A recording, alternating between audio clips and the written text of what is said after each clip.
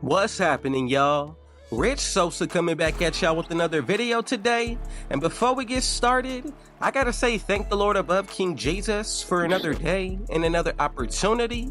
Comment down TG for thank God and where you're tuning in from, and I will definitely be sure to get back to you with the response. So as you can see from the looks of the thumbnail, title, and screen, today I am bringing y'all the 30-second Tracy McGrady T-Mac build in NBA 2K25 on next gen. Now with this build, we're going to be able to get everything from all of the elite contact dunks, also almost every single passing style, a good amount of the jump shots, and when it comes towards this build overall on the offensive end, this is one of the funnest builds that I've played with this year. And I want to say that this is going to be a build that you can take into just about any game mode. So before we move any further, if it's your first time coming through, be sure to hit that sub button if you're new, smash that like button, turn on post notifications to be a part of the Rich family. Now let's go ahead and get into the breakdown of this gameplay.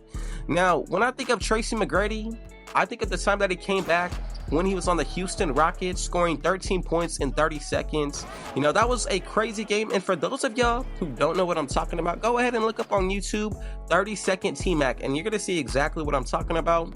He was just a crazy offensive powerhouse, and because of injury, I can say that his career didn't go as we most would expect, but he is still definitely one of the most all-around skilled players if you look at him in his prime.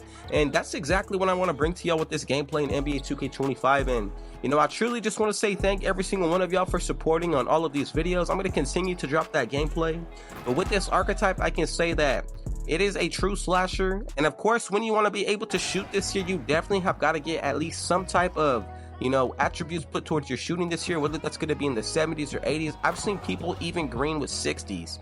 And with this kind of build, bro, I'm telling you, you're going to be one of the most offensive heavy archetypes out there. This is actually a 6'10" build, and I wanted to at least utilize most of the attributes in the best way possible, and I think that I was actually able to capture that with this build. Now I can say that for myself, this year 6'10" builds are the most overpowered and most dominant, especially with the way that you can actually do a little bit of everything. I think that's a sweet spot with getting the most bang for your buck when it comes towards getting animations and attributes. And what I mean by that is, let's just say for example you're making a 5'9" build this year, you're gonna get way more attributes than if you were making a 7'3" center. Now being that 6'10" is kind of in that middle, you know, ground of being able to not be considered a big man but not small either. I think that's the perfect, you know, height to get the most attributes for any type of build. Now let's just go ahead and say you want to cater your playstyle to some type of offensive score like this one, or even more on the defensive end. I think you have more than enough attributes this year to actually be able to spread them amongst all four categories, from the finishing down to the physicals. And even when you want to include the defense and the playmaking with shooting, I can say that you can pretty much hit on all four of these areas for the main four categories. And of course the physicals are something that I think is the most important. Now on this exact build, I necessarily didn't go heavy on the strength. I went with a 92 vertical, and when it comes towards the actual breakdown, you can pretty much do a little bit of everything from shoot, be a playmaker, also dish the rock. You can pretty much be the main point guard on your team if you need to as well. And something that I have noticed with this archetype is that in season 4, a lot of people are still leaving you wide open, whether you're on a big man or a guard. I noticed a lot of people can't shoot this year, and I do like to run splash tower. That does give me a +8 put towards my interior defense and 3-point shot, but what's really special is that it does give you that sharpshooting takeover, and being that it does boost your shooting percentage when it comes towards actually getting that acquired, I think it's a huge W on this archetype. Now also, if you take into account buying attribute boosts, also, you know, grinding out those cap breakers, you can potentially get your 3-point shot into the low 90s if you grind this build out correctly, and that's taken into account with, you know, your takeover boost, also even just getting the minor boost from your cap breakers. That makes a huge difference. Now as far as when it comes towards the actual physicals on this build, I do maintain an 80 speed, a 76 agility, also a 76 strength, and a 92 vertical. And I think personally, when it comes towards my vertical on this build, that does allow me to snag boards so much better than it normally would with a lower vertical. And of course, when it comes towards the strength, I would normally like to go with at least an 84 and above, so that way I can maintain a 99. But I really wanted to focus on the finishing on this archetype, and As you can see right here, we are able to get at least a 96 when it comes towards that driving dunk. Even when it comes towards that driving layup, I think this is going to be something very special as well, because if you use your cap breakers correctly, you can actually get this up to an 80.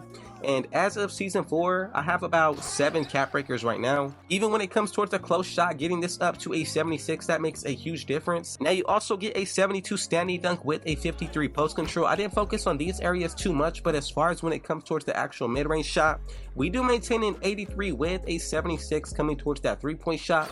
60 free throws, so not bad, especially if you consider adding boost like I just mentioned. But my favorite thing on this build has got to be this pass accuracy with this ball handle. I think these are the perfect ratings, not only to be an efficient dribbler, but be the main point guard or point forward on your team. And I think that's exactly what this build captures. And you know, I know Tracy McGrady wasn't exactly 6'10", but I'm trying to get the most out of my archetypes, and I just didn't see it smart to make a 6'8", 6'9" build when I could get more and better attributes and animations out of a 6'10" build.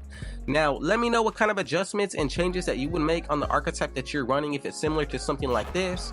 But even when it comes towards this defensive end, you're still able to hold your own. So I did use one cap breaker put towards the interior, just so that way you can actually get an 80. Now this 50 perimeter defense, I'm telling you, I am still able to get stops.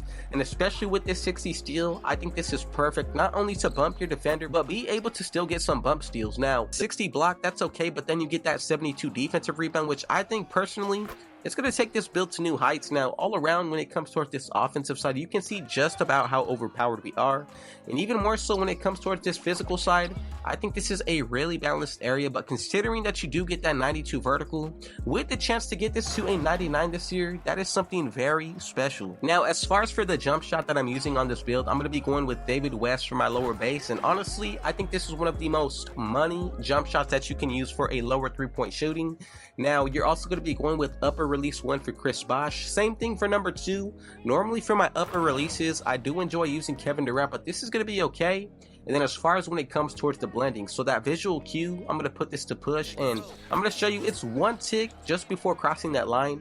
And you can pretty much change this to your own preference, but I think this is such an easy jump shot to time on.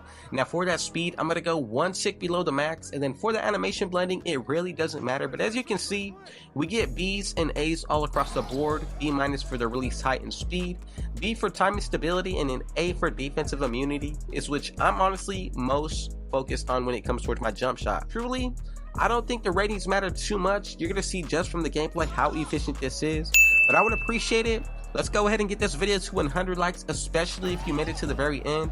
And you know, as far as when it comes towards my actual animations, this is what I'm rocking with. So I got Pass Style Magic Johnson. Normally I would go with LeBron James, but you can also go with Dribble Style Paolo Banchero, Signature Size Up Pro. Also when it comes towards the rest, this is what we're going to be looking like, man. So if you want a full dribble tutorial, let's go ahead and get this video to 100 likes, and I will bring y'all a part 2. I hope you enjoyed this build as well. Now as far as when it comes towards the actual breakdown of these animations, I will put a pop-up card with a link in the description, just so you can follow a little minor dribble tutorial on how to do some of the moves that I'm doing in this video. And I really just want to say thank every single one of you who made it to the very end. I hope you enjoyed these NBA player videos, and if there's a certain archetype that you want to see next, be sure to let me know down below, and I'll take that into consideration, man. You know, none of this would be possible without Jesus Christ allowing us to build the most positive 2K Christ-like minded community here on YouTube and in the 2K community as a whole.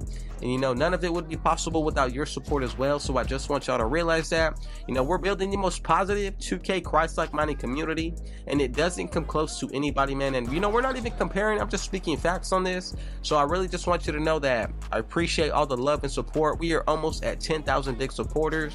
We got a 2K logo this year, man. I'm telling you, this is the year for our community, man. So once again, shout out to y'all. With season 4 just coming out, I'm telling you, I think this is a huge W with the amount of animations that we did get with Shai Gilgeous-Alexander. And if you want a rare build, I'm gonna go ahead and put another video link right here pop up, so that way you can go ahead and enjoy some of the most rare archetypes that you have never seen this year. And I personally want to know, which height are you running on your archetypes this year in NBA 2K25?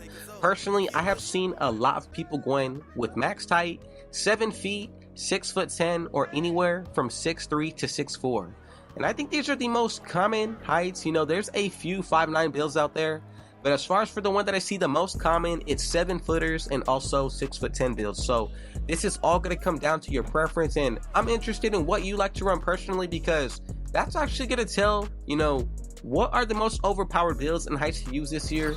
I think personally 6'10" and 6'3" to 6'4" are some of the nicest heights that you can actually rock with this year. I'm pretty happy with the dribbling on this archetype as well, especially being able to do everything on that offensive side.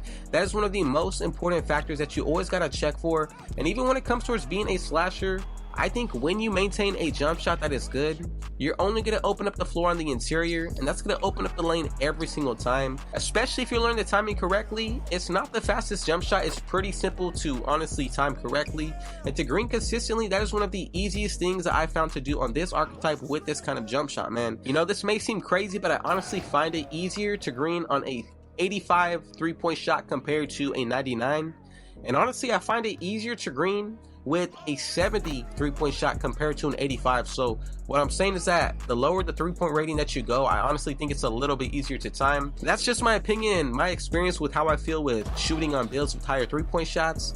I have more success with shooting on a lower 3-point rating, and I think that's pretty crazy.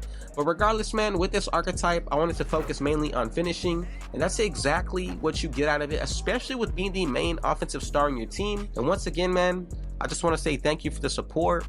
And if it was your first time coming, bro, be sure to hit that sub button if you're new, smash that like button, turn on post notifications to be a part of the Rich family, and last but definitely not least, with all that being said though, I got one last thing to say. Rich out.